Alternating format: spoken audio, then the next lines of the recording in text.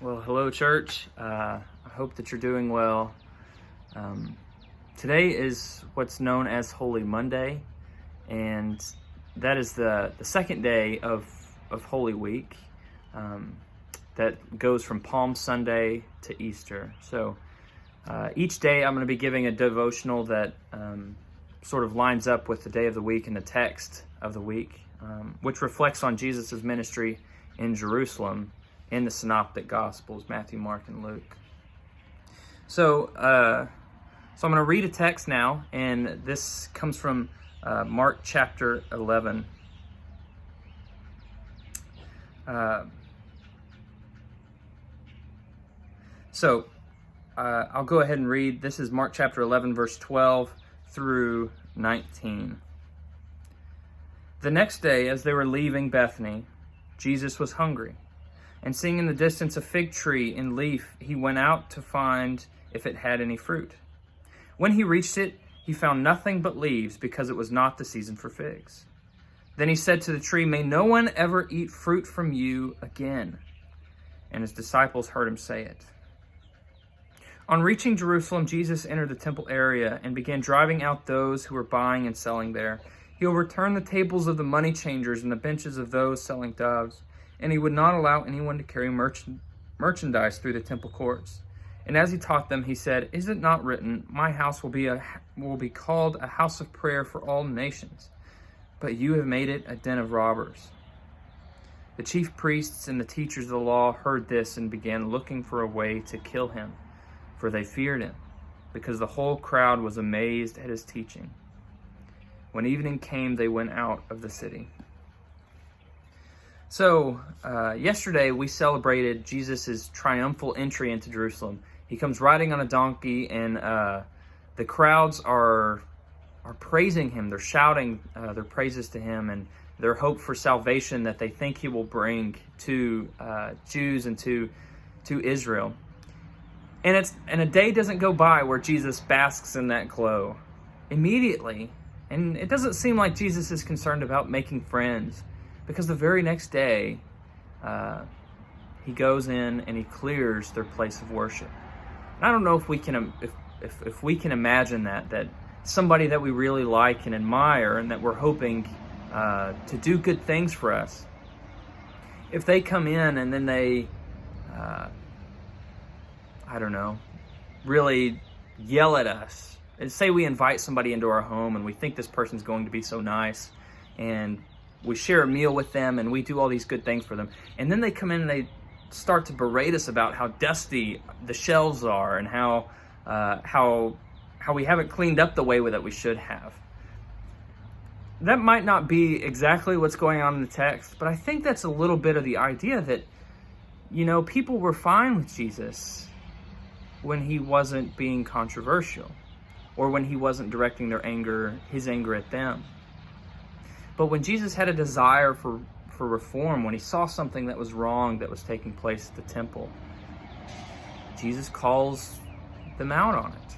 And not in a gentle, polite way, but Jesus becomes very angry when he sees people taking advantage and sort of commercializing worship, using prayer and sacrifice as a way to make a buck. He gets really angry and drives everybody out of the temple area.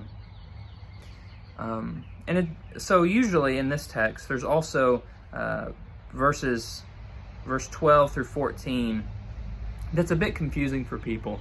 But generally, I think that seemed to be a parallel between clearing the temple, which comes next. Jesus, he goes and he's hungry, and he approaches this fig tree expecting to find fruit.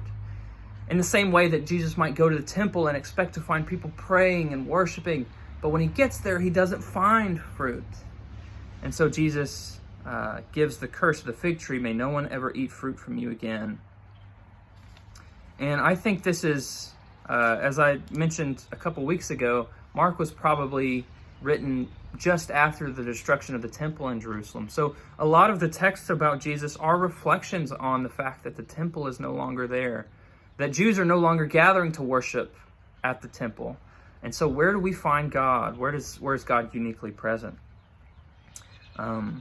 Well, in this text, Jesus, he comes to the temple, and I think he expects to find people worshiping. He expects to find honest praise of God and sacrifices to be made there. But instead, he finds corruption. He finds capitalism. He finds the all-powerful dollar at work there, and he is upset. So he clears it. So what are some points of application?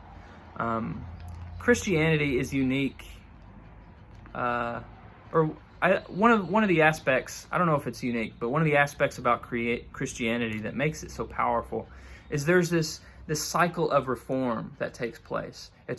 Christianity is always reflecting upon itself, or it should be, and engaging with how is our worship, how is sin maybe encroached upon our worship of God?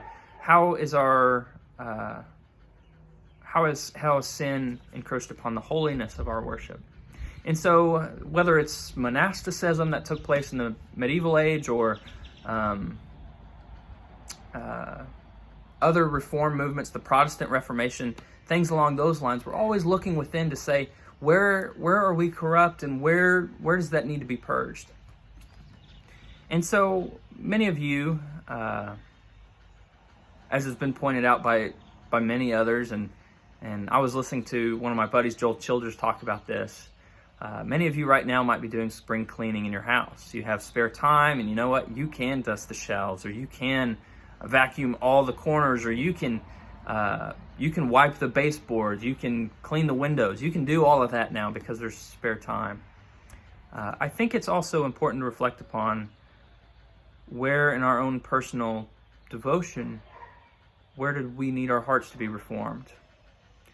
What do we need to clean out in our hearts so that our worship of God can be more pure, so that we can be more honest in how we come before God? Because what started on Sunday as such a powerful proclamation of Jesus's messiahship will degrade to people wanting to kill him come Thursday, Friday. Jesus was not popular, and he died for it. And that's something to reflect upon. But I think for us, I think it's important for us not to be too comfortable. Especially, we can't be too comfortable with sin. And so I want to invite you to reflect upon the ways in your life that you need to do some spring cleaning. Some cleaning or clearing of the house, so to speak, so that when Jesus comes, when the resurrected Jesus returns, that we might be ready to greet him. All right. God bless.